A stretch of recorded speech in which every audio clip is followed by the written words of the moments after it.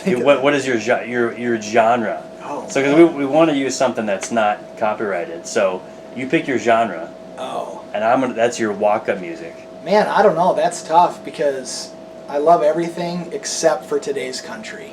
If it's today's country, I'll burn it down. But I do like, 90s alternative. I never liked hip-hop till Adam started working here, and now I love hip-hop. So maybe an ode to Grizz. We should do a hip-hop ode walk-up to song. Yeah. Plus hip-hop's just probably better than like some 80s hair band. It's easier to walk up to. Yeah. You got a beat.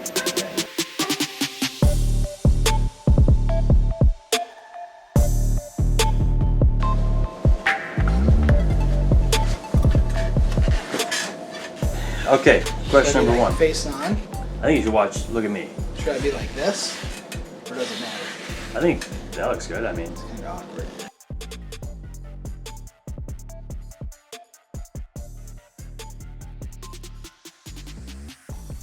So C&S really started kind of as a hobby dream for me. Like I've always done fishing rods and arrows, and I did turkey calls for a while. I've always been kind of a person that works with his hands. And so it was about 2002, I think I started messing around with duck and goose calls and found some actually web forums were the big thing back in the day. This was pre-Facebook days, and I know most people here don't even remember those days. I mean, what was life without Facebook? Yeah, anyways? right. But, I think some kids are probably like, what was life without Snapchat? But anyhow, so I met quite a few different guys that made calls and kind of started tinkering. So I bought a little $200 lathe and threw it in the shop in the basement. We had an old stone, like a 5x5 stone basement with a dirt floor. And threw a little wood lathe in there, and come on. So I bought a little wood lathe for a couple $100, put it in the basement of our first house, and started turning calls. And it took me about 2 years to really get something that actually resembled a duck. I had a lot of frogs, a lot of no sound coming out of stuff, things that wouldn't function. But after a couple of years, I got something that had a decent sound.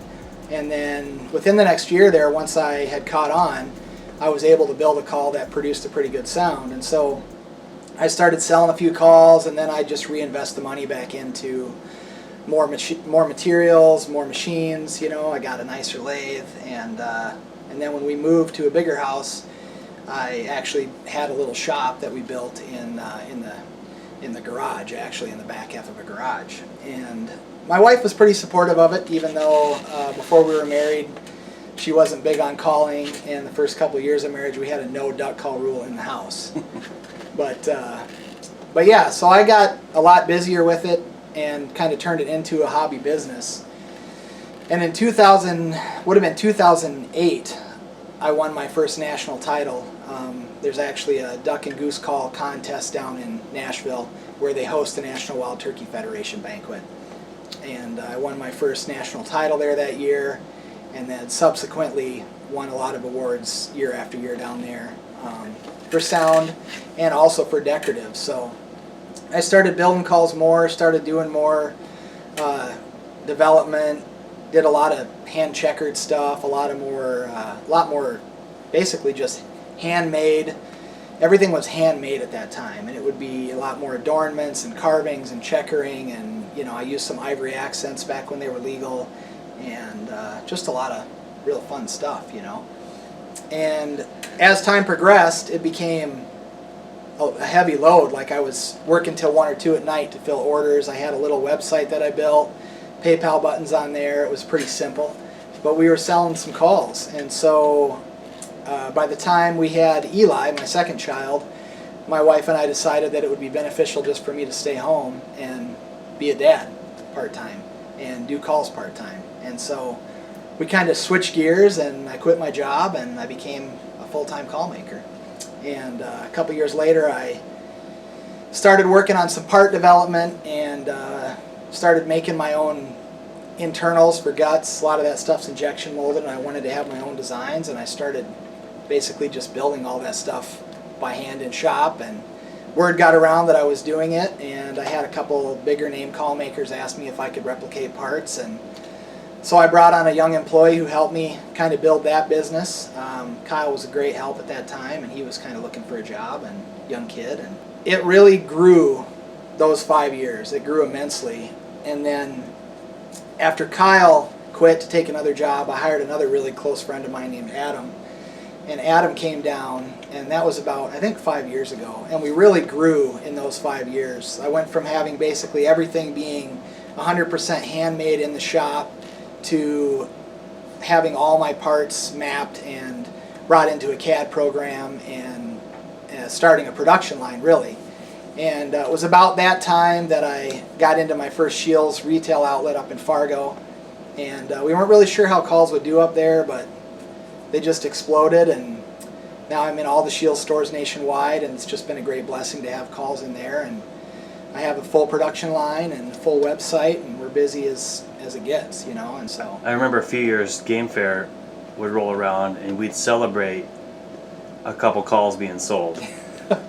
Yeah, I think it's different now. I remember the first year at Game Fair, like having like $500 in my pocket after the first weekend and thinking it was the greatest thing, you know. Yeah. And half of that we spent on wings. Yeah, wings, and but those were the good days, you know. I remember having like an old crappy wooden stand, and you know we had like one banner in a 10x10 booth, you know.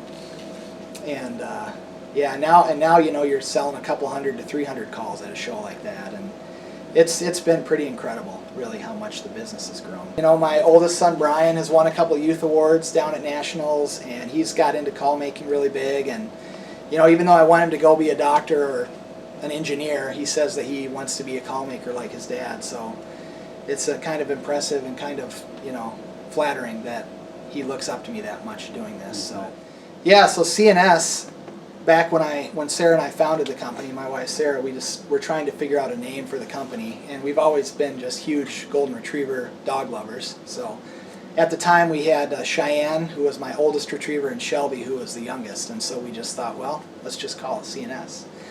And then, you know, I have a degree in youth and family ministry, and faith has always been a huge part of my life, the Christian faith, and just a great love for God and His people. And so we decided that it would be cool. Actually, I was really thinking of names that I didn't have to pay to trademark at the time, because, you know, Quack Attacker or, you know, Duck Smasher was already taken. We started naming our calls after like biblical themed names, like the preacher, the prophet. You know, originally I was thinking of names that you'd use to describe Christ or describe His followers, and the theme just kind of carried out. And so you'll notice, like in a lot of our logos, I'll use a lot of crosses, use a lot of scripture verses and things like that. And so, like, the foundation of C&S is really built on our faith in God and built on, you know, His salvation. So, what is the favorite duck or goose call you've ever made, and is there a story behind it? Yeah, I mean, honestly, everything that's been good, for the most part, that's come out of my shop has come from failure. So anything that, most of my duck calls, my first tone board was the Justifier, and that was a totally hand-built tone board from scratch. And then I was trying to come up with a new duck call model, and I had a ton of failures. And one of those failures, actually, I was trying to fix it and make it usable, resulted in the Archangel, which is probably my favorite call in the line. It's pretty epic. It's a pretty good call. It's got a great all-around top and bottom and everything in the middle, and that call's won quite a few awards on the national level. Goose call, probably my prophet as far as the models go. It's fast and quick, and you know, I mean, there are some decorative calls that I've built that stick in my mind. Of course, the call that I built that won my 2012 decorative call making title, and then of course, like I do have quite a few of the original calls that won some of my national awards, and so those hold kind of a high place in my mind. Okay, last question. You've been very open and transparent about the passing of your wife Sarah a little over a year ago. You've got 2 boys, you've got C&S. How has life changed, and frankly, how has C&S changed this past year? Cool. That's a loaded question there. So, yeah, so I think a lot of people who follow me know that my wife passed away about 14 months ago of ovarian cancer at 40 years. And so that was really, she was sick for about 9 months, which was really tough on all of us, but we really grew. My faith grew immensely during that time. I mean, of course, you know, trial by fire, pressure creates diamonds. There's a lot of different adages that go with that, but it's not really true till you feel it. And we all feel some kind of turbulence or fire in our lives that we have to fight through, but definitely caused me to draw closer to God. My wife was probably the biggest reason that I was able to have C&S. She was a child and family therapist, and she worked hard to grow her business and make good money, and so it allowed me the freedom to basically make duck and goose calls, which really isn't something that you're going to get rich off of. And but it was a sacrifice that we made so that we could kind of trade our schedule and be home with our two boys, and that was always extremely important to us, was spending time with the kids and not having the kids in daycare on a daily basis. So she really, you know, even though she didn't spend a lot of time in the shop, she was really the driving factor that kept C&S alive and kept it financially stable. And it changed so much that year. I have like I said, Adam is a great employee, and without Adam, I would have been sunk that year, because I spent so much time with my wife at chemo and things like that, and he really held the business up, and you know, I praise God for him and his willingness to keep things going around here. And how has it changed? Well, you know, Adam would definitely say that my shop time is less. You know, we've been dealing with this whole COVID-19 thing this year, so this year I was forced to be a business owner, a single father, a teacher. My kids really hated their teacher too this year. It was tough. But, you know, like I said, the Lord has really given me strength this year.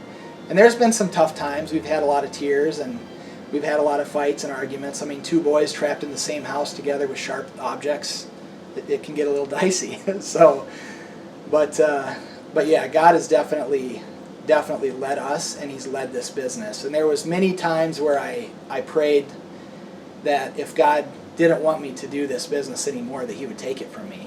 And it's become abundantly clear to me that, you know, that the Lord's will is at hand here, and things continue to grow, and things continue to, the ministry that is C&S has continued to kind of penetrate the industry, despite the fact that it's been tough to manage it and tough for me to grow it. It's really been an incredible journey for me, and I don't think about it unless I look back on it, you know.